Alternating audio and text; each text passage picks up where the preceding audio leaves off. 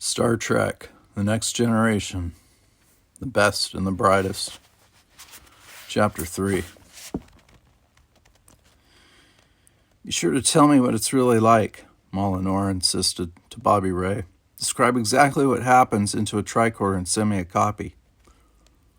Bobby Ray rolled away, pulling a pillow over his face. Come on, you've seen the hollows like everyone else. It's not the same as being there. Molinor crossed her arms. Realizing it was impossible to make the spoiled Rex understand what a unique opportunity he had. By next month, Bobby Ray and his parents would be visiting the Bajoran sector, where a stable wormhole had recently been discovered. Maul was absolutely certain that the view from the newly designated starbase DS9, watching the wormhole open to another part of the galaxy, millions of light years crossed in an instant, would be vastly different than merely looking at a hollow image. You're so lucky your parents are taking you, Jamie told him enviously. The Endeavor will be leaving the Cardassian border and probably won't get anywhere close to the Bajoran sector this summer. But my aunt is hoping we do get into Klingon territory while I'm visiting. I wanted to go with friends, Bobby Ray said from under the protective shadow of the pillow. But Mother keeps talking about losing me and how we have to spend more time together. I'll take your place, Nevrio offered, but his tentative joke had too much yearning in it to amuse anyone. Maul bit her lip, ducking her head. It was Rio who should go to Bajor now that the Cardassian occupation had ended. Not Bobby Ray, but Rio, the former Vedic, who had never set foot on his own homeworld. From his tone, she could tell he hadn't been able to arrange passage during the upcoming summer break. Yet he had been all smiles lately, too pleased with the liberation of his people from the Cardassian occupation to talk about his own thwarted desire. Maul liked him even better for that. Titus stood up, his hands on his hips. Are we here to finish our quad project or gossip about our summer vacations? We've only got to test it again and we're through, Molinor reminded him. Then we're through for the year, Starsa exclaimed, clapping her hands. No more classes for 2 months. Then let's do it, Jamie agreed, rocking forward on her knees to examine their proton chain maker one last time. Where's the sample? Even Bobby Ray rolled over and watched their preparations. A Lyman stock was placed in the receptacle where the target laser fell on a crosshair.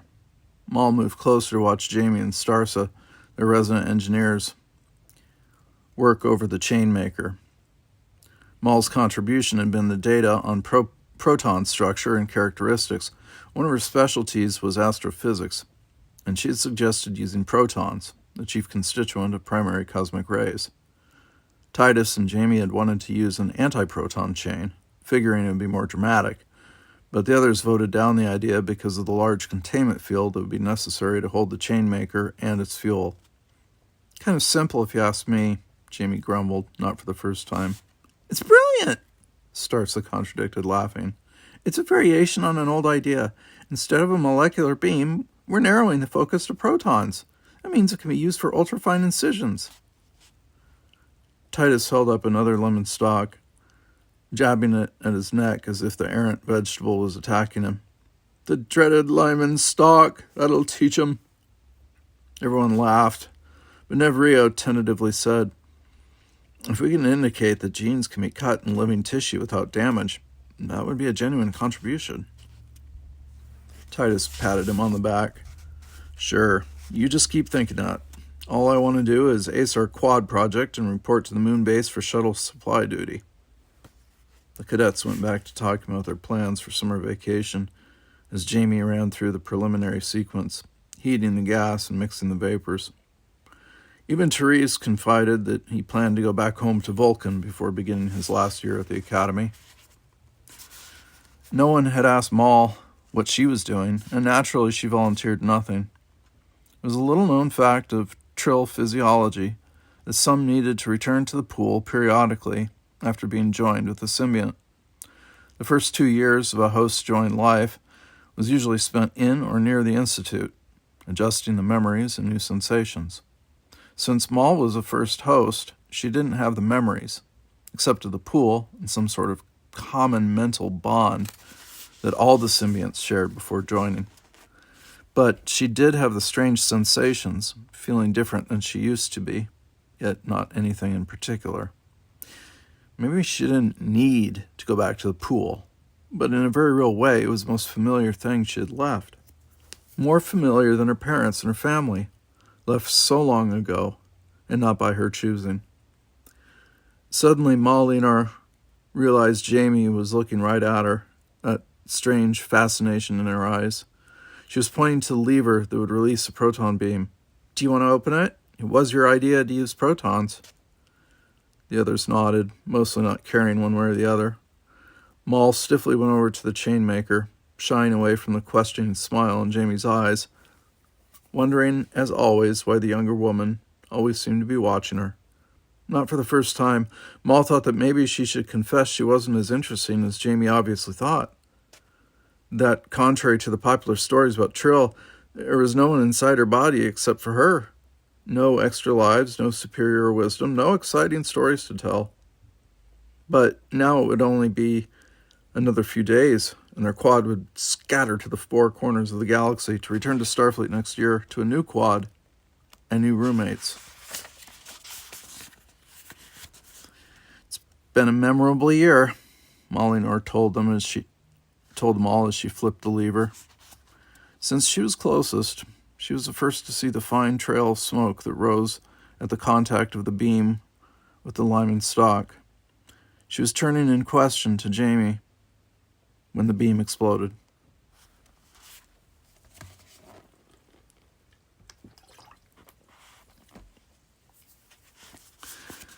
Jamie hit the floor next to the bed, flying there by the percussion wave. Molinar landed next to her, but she didn't open her eyes. At first, all Jamie could see was the smoke and destruction in the room. Stars's gasps sounded painful, and Titus was swearing in Ontaranan, a pungent language for a frontier colony. "Moll," Jamie called softly, coughing, then tried again. Before she could get really worried, Moll opened her eyes and blinked up in confusion. "Are you okay?" "I bumped my head, I think," she said, sitting up and avoiding Jamie's supporting hand. Vaguely disappointed, Jamie went to help the others. Stars's arm and back had been burned right through the uniform. Echoing down the hall from somewhere in her room, her medical monitor began to beep. Jamie ran for her biogenerator in the drawer next to her bed. Therese had more experience with Stars's various injuries, so Jamie gave him the generator and went to Titus, who was still sitting on the floor looking dazed. What happened?" he asked. "I don't know." She knelt down to examine the long cut on his cheek, caused by some of the flying wreckage. "Protons are one of the most stable subatomic particles you can work with. Maybe the velocity selector was creating two discrete beams and they got crossed somehow." Starso was pale beneath Teresa's arms. "That would have blown up the quad." Bobby Ray was sitting bolt upright, staring at the blackened wall and the melted table where the chainmaker had once sat. "It did blow up the quad." "I meant the entire building," Starso retorted. "That was nothing as far as proton explosions go." "Oh, really?" Bobby Ray asked. "Why didn't you mention this little fact about proton explosions before we started this project? You should have stuck with my idea." "Your idea was illogical," Therese told Bobby Ray. "We were required to complete a quad project, not a sports competition." "Now we don't have a quad project," Titus reminded everyone. "Now we are in very deep trouble." Nev Rio ran into Jamie's room, having fetched another biogenerator. She snatched it from his hand. "Hold still," Jamie ordered Titus, making him turn back to her so she could aim the biogenerator at the cut. "You're lucky it didn't get your eye."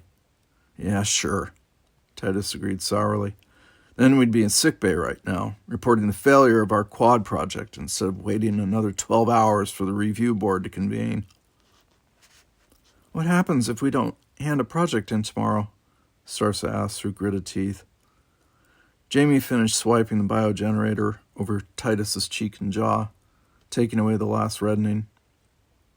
Then we get a quad reprimand. But if we get another reprimand, Starsa started. We have to repeat the year, Titus finished for her. Maul pushed herself up unsteadily, making her way to the remains of the chainmaker. Nevrio joined her, staring down anxiously. Maybe there's some way we can salvage it, the Bajoran suggested. Salvage? Bobby Ray exclaimed, gesturing to the remains. There's nothing left of it. 8 months' work down the drain. Maul took Jamie's tricorder, silently gesturing for Jamie's permission. She nodded as Maul began a systematic sweep of the destroyed device. Meanwhile, Jamie told Starsa, Stop squirming. You're making Therese miss huge spots. She turned her biogenerator on Starsa, relieving Therese, who stood and surveyed the ruin with an almost satisfied expression. I would like to remind everyone that I am on record as objecting to this choice of quad project. Titus turned on Therese. You're just calm because you know you won't have to repeat this year like the rest of us. Stiffly, Therese replied, I am calm because I am a Vulcan. Yeah, well, I'd like to see how Vulcan takes it when an entire year's work gets blown out the window. There's no need to raise your voice, Therese said mildly. That's easy for you to say, Titus yelled. Quietly, Maul turned to Jamie. I'm reading minute traces of copper ions in the lead chamber. Are they supposed to be there? Jamie went to look at the tricorder. It could be from the barrel of the slot. I think it had some copper in the superstructure. Maul was doing a subatomic survey of the chainmaker. Why bother? She asked. It didn't work. Now what are we going to do? Bobby Ray wailed. I don't want to take quantum physics again. Therese placed his biogenerator back in the pouch. We report the failure of our project to the review board. No, we've got to come up with something else, Starsa insisted. Something we can do in one night that will look like it took the entire year to make? Titus asked. I don't think so. The sounds coming up the lift tube were familiar to the quad. Bobby Ray called out, his sensitive hearing the first to pick up on their visitors. It's the medical team. Quick, Titus ordered Starsa. Get back to your room. You go with her, Therese. Tell him you just had a little accident. Nothing important. Therese stayed right where he was. I am incapable of lying. Jamie, you go then, Titus said in exasperation. Starsa slipped out of the room with Jamie right behind her. She turned to say, Better clean up in here in case they come in. Titus gave her an affirmative signal and Jamie left, thinking everything was at least partially under control. But the medical team took an unusually long time examining the burns, which both girls admitted came from Starsa's contact with a malfunctioning proton device. They were worried about the traces of radiation they found in her skin, caused by the beta decay. They had to explain that the breakdown was supposed to take place inside the lead chamber. During the spontaneous transformation of the neutrons in the nucleus of the sulfur atom, that would release the protons. Jamie thought it was fascinating the way the medics traced the exact amplitude of the beta decay, comparing the magnetic polarization of the nucleus against the spin vector of the electrons. What did I just read? The medics checked Jamie too. When there were no traces of beta decay in her skin cells, they asked to see the accident site. Jamie was impressed by their thorough investigation of the room, but the others had already removed the slag table, and the blackened wall was covered by a colorful bedspread that usually adorned Bobby Ray's bed. Jamie wondered why she hadn't thought of putting up some sort of decoration in this half of the room. Maybe then she wouldn't have been haunted for so many months by the departure of Elma.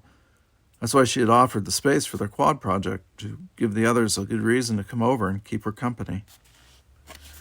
You're clean, the medic finally told Titus.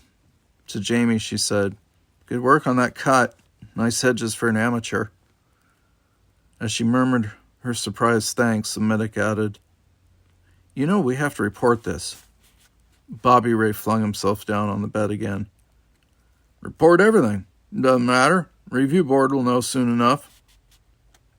"Take that up with the superintendent," the medic said with a shrug. She gave Starsa a reassuring pat. "Just get some rest and you'll feel better. You're already 80% acclimated, so next year should be much easier on you."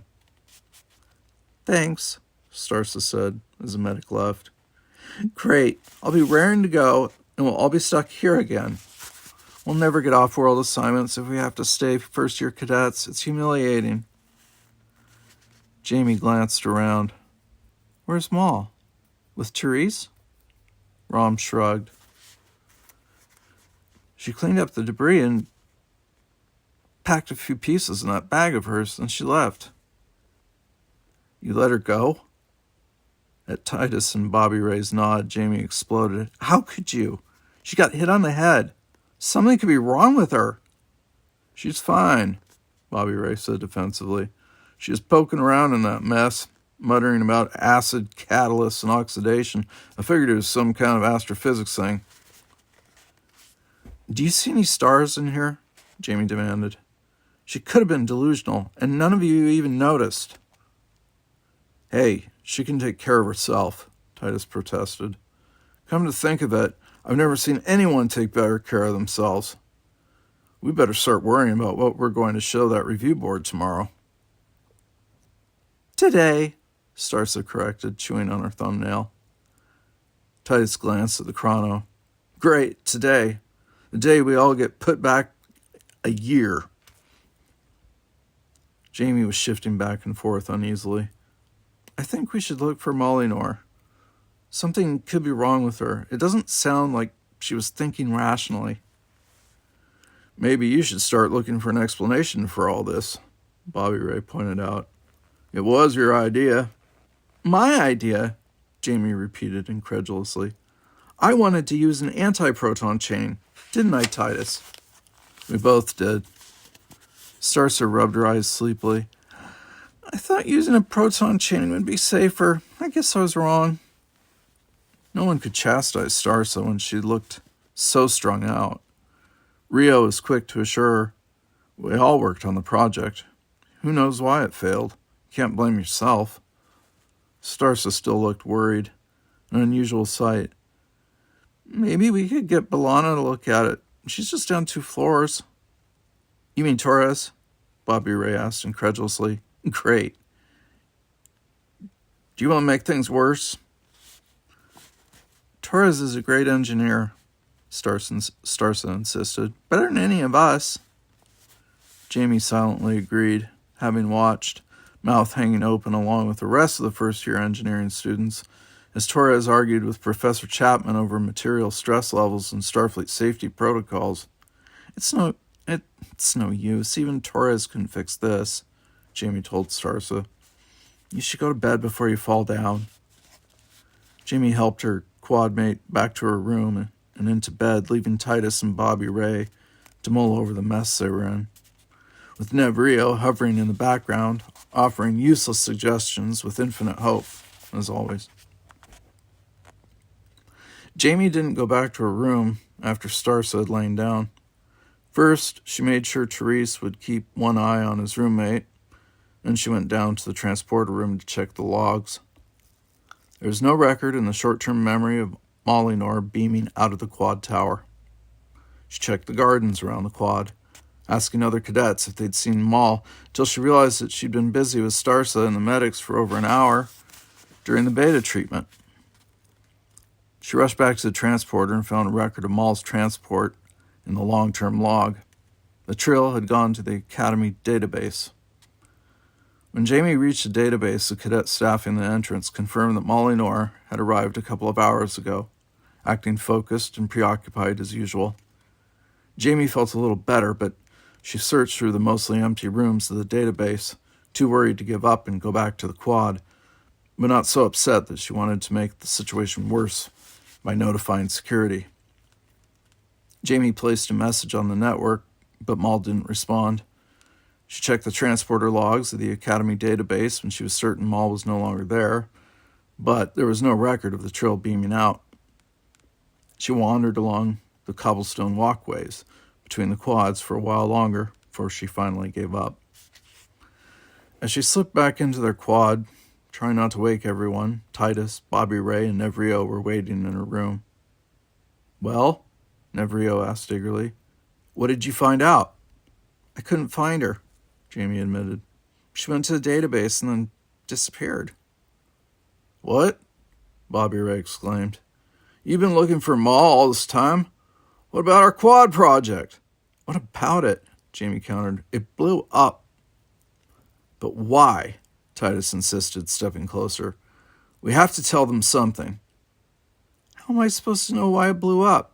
That would take weeks of reductive analysis." Bobby Ray shrugged helplessly, turning away. "Well, I guess that's it. Might as well get a few hours rest before the review board." "You're going to sleep again?" Titus demanded. "I'll stay up," Nevrio offered. "For what?" Jamie asked. "There's nothing we can do now. Even if I did figure out what went wrong, that the velocitor malfunctioned or the gas streams were mixed at too high a temperature, what does that give us? Nothing. We'll have to take the bits and pieces in to show the review board that we tried. Then our careers are in their hands."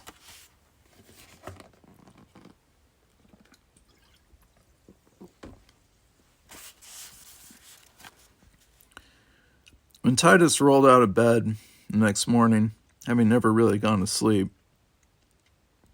Bobby Ray was briskly snoring on the other side of the room. That guy could fall asleep anywhere, anytime. "Get up," Titus ordered, roughly prodding the large mound beneath the blankets. "Doesn't anything ever get to you?" "You do," Bobby Ray assured him, raising his head and peering through sleep-heavy eyes. "I'm rooming with Starser Jamie next year." "How can you lie there and act so blasé about being left back?" Bobby Ray sat up and stretched, seeming to isolate every muscle in his body through the most incredible contortions Titus had ever seen. Of course, after 8 months of watching the Rex do exactly the same maneuvers, he could have mimicked every one, that is, if he cared to look like that. Finally, Bobby Ray grinned down at him, still blinking sleepily. "It's only a year. I bet I ace mechanical engineering next time around." Titus just stared at him. "How stupid of me. What a fantastic reason for the six of us to repeat an entire year. So you can get a better grade. I feel so much better now." Titus left his roomie laughing behind him. It wasn't much better when he ran into Reese in the hall. "We have 24 minutes before we must report to the review board," the Vulcan told him. "We should not compound matters by being late." "Hey, you're talking to the wrong guy," Titus defended himself. "I'm here. I'm ready to face the plunge." Therese cocked one brow. "What plunge are you referring to?" "Never mind," Titus told him. "I'll get the others." When he went into Jamie's room, she was stuffing the pieces of their proton chainmaker into a carryall. "This looks carbonized," she told him, holding up one piece of metal with a blackened edge. "Is that all you discovered?" Titus asked. Jamie shrugged. "If I had a week and a lab, we could probably put some of the pieces together and figure out what went wrong. Do you want to tell that to the review board? We need another week?" Titus grimaced as he shook his head. "Very poor planning, but we put it through all those tests a couple of weeks ago and nothing happened then." "Maybe something went wrong when we were working the bugs out. Those last calibrations of the velocitor, maybe. Or one of the structural components failed." At Titus's glare, she added, "It happens. It happens all the time. That's what engineers are for, fixing malfunctions." "Well, it's time to face the review board," Titus told her, realizing that he had to ease off. The others didn't know how difficult it was for his family to have him away from Antaranan. or how important it was that he succeeded so he could send back the supplies and equipment they needed to bring life to the barren soil of the colony. Everyone was in the hall except for Molyneux. Jamie was instantly panicked. "Where is she? Did she come back last night? We have to call the medics." "Calm down," Titus told her, grabbing hold of Nev Rio's wrist to show everyone that he held a disc in his hand. Maul sent me a message, Rio told them, finally able to speak when the rest of them shut up. "She'll meet us at the review board." "Then shall we proceed?" Therese suggested, ignoring Jamie's relief. "Proceed away," Titus told him with a sigh. At least Therese wouldn't be held back a year along with them. Titus had been angry after their spelunking disaster that Maul, Rio, and Starsa had gotten a quad reprimand when all they had done was save Bobby, Ray, and Jamie. Therese hadn't done a thing, and he didn't get punished.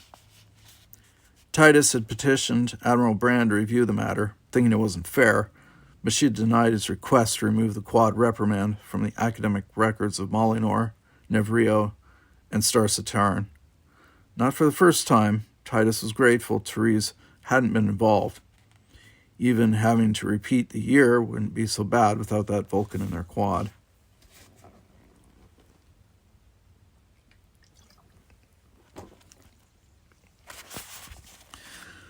Maul was starting to think her quad mates wouldn't arrive by the time the review board convened, but they tramped in together at the last minute, looking as glum as any set of cadets she'd ever seen.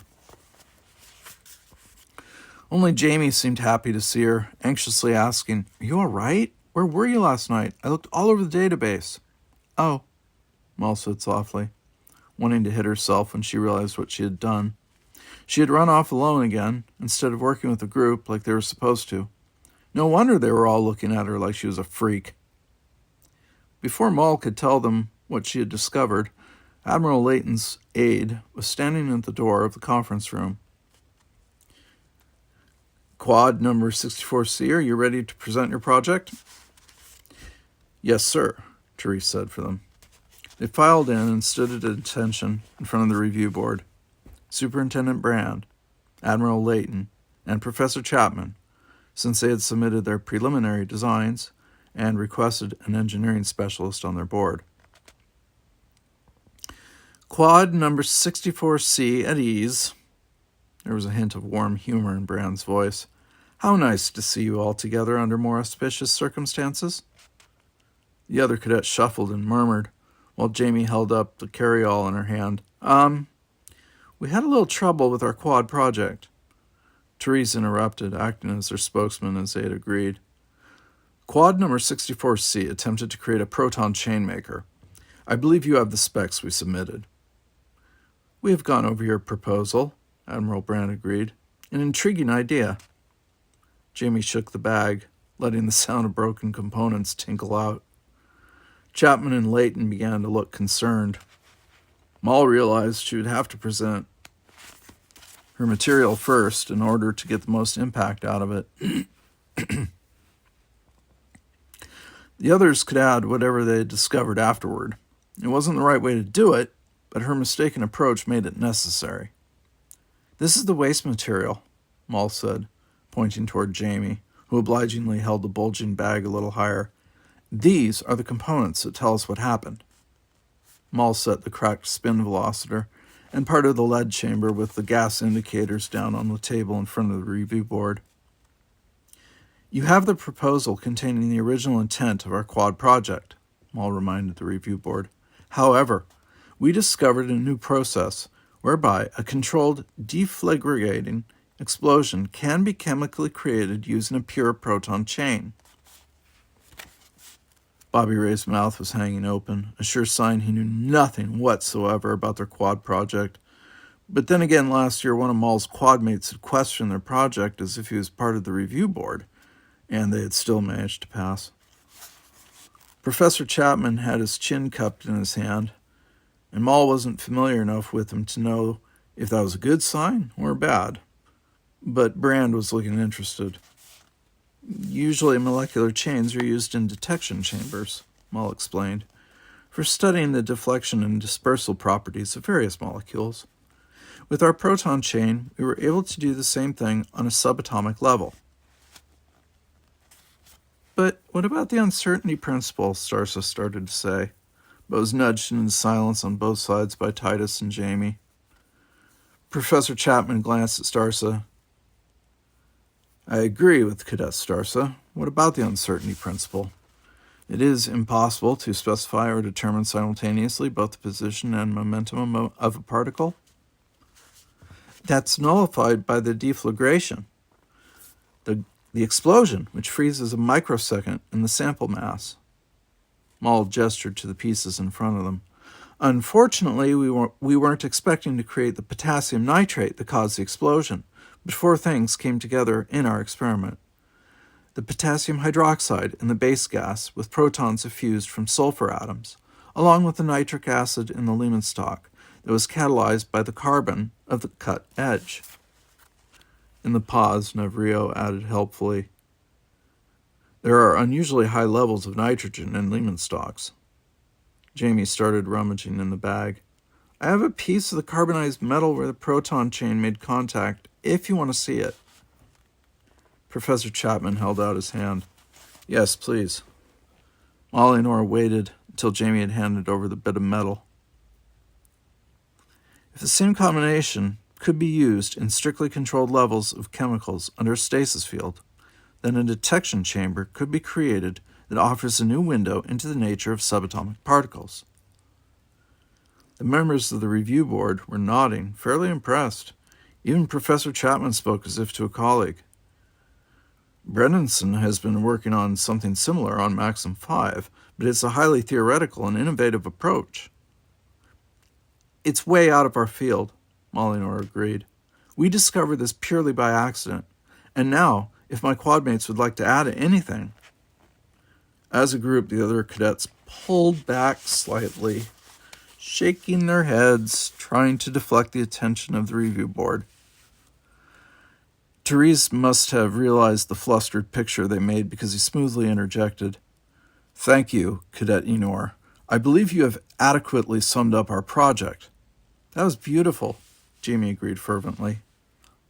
I must agree, Brand said, smiling as she stood up and came around the review table. I think there's a certain irony in the fact that your quad project failed, and yet you generated useful and insightful information from that failure. Yes, Professor Chapman agreed. I recommend you send your research to Maxim 5. It's a fine thing for cadets at the Academy to be able to contribute to cutting-edge science. Brand shook Molinor's hand, since she was the closest. I'm glad to see your quad has learned to triumph in the face of adversity. Your quad project has passed. Congratulations, Admiral Layton said, and for the first time there was a slight easing of his normally stern expression. May your next year at Starfleet Academy be as successful. Molinor smiled, along with the rest, shaking hands next with the Admiral, then the Professor, but she couldn't help hoping that next year she would do better than she had this year.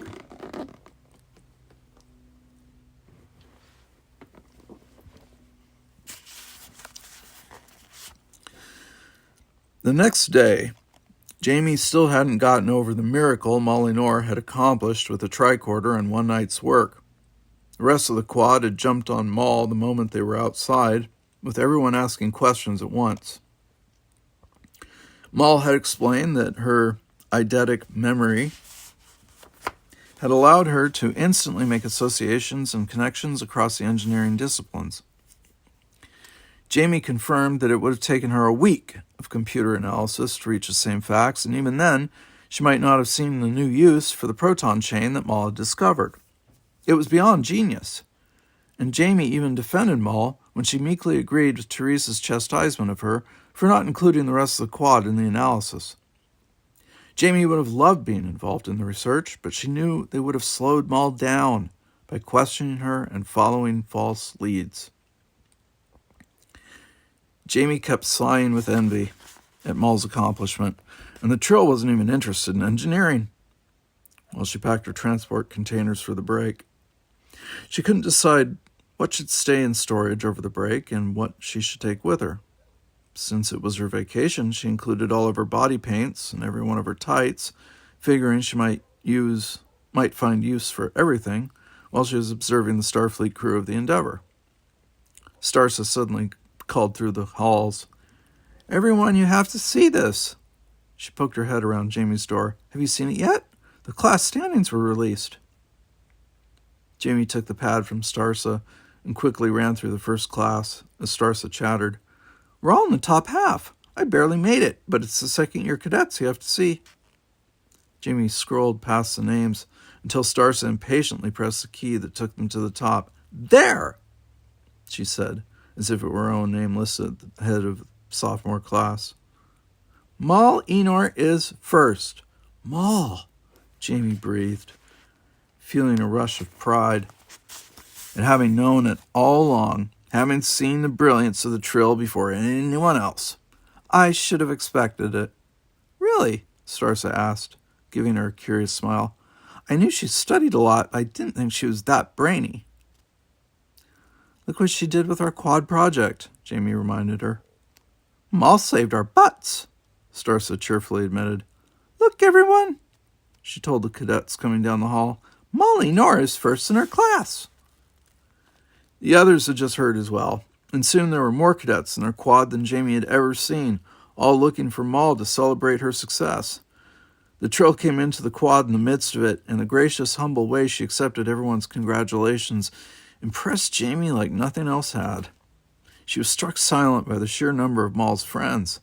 It seemed like everyone at the academy was here, with more coming in, a steady stream of cadets shaking Mal's hand and patting her on the back. Her dark face was flushed to the spots as she ducked her head slightly, abashed by all the attention. Jamie felt all choked up, and as Mal passed by, she reached out to grasp her hands, trying to convey her feeling through more than words. "I bet you get all kinds of assignment offers now. You can go anywhere for the break." At the leap of surprise and realization in Mal's eyes at her sudden yearning, Jamie added, "Even to the wormhole." Molinor was quickly guarded again, in spite of her pleasure. "How did you know I wanted to see the wormhole?" "I heard what you said to Bobby Ray," Jamie said sheepishly.